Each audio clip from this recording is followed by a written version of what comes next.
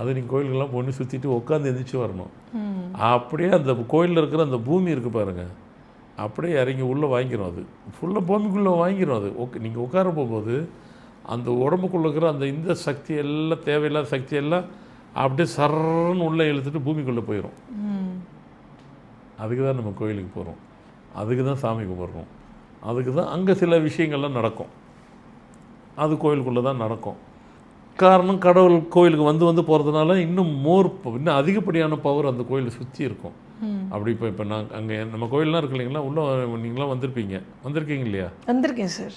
உள்ளே நுழையும் போகும்போதே அதனுடைய சக்தியை பிரமிச்சு போயிடுவாங்க எல்லாரும்.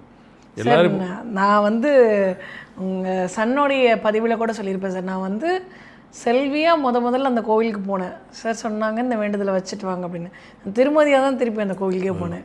அதுதான் சொல்லாமல் கரெக்டாக சொல்கிறீங்க. அது ஏன்னா அது பரிகார கோயில். ஸ்ரீ மகாசிவலிங்கேஸ்வரம் கூச்சிக்குளத்தூர் திண்டிவனம் அப்படிங்கிற கோயில் பரிகார கோயில்.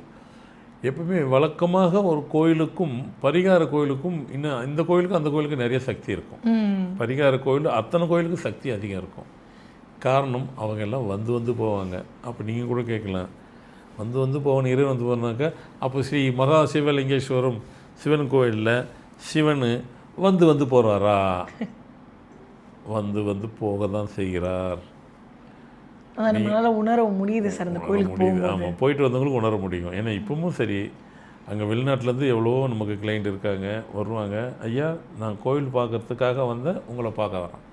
அதுதான் அந்த 2 வேளை தான். லண்டன்லேருந்து வந்திருக்காங்க, அமெரிக்காலேருந்து வந்திருக்கிறாங்க, சிங்கப்பூர், மலேசியா, எவ்வளோ நாடுங்க.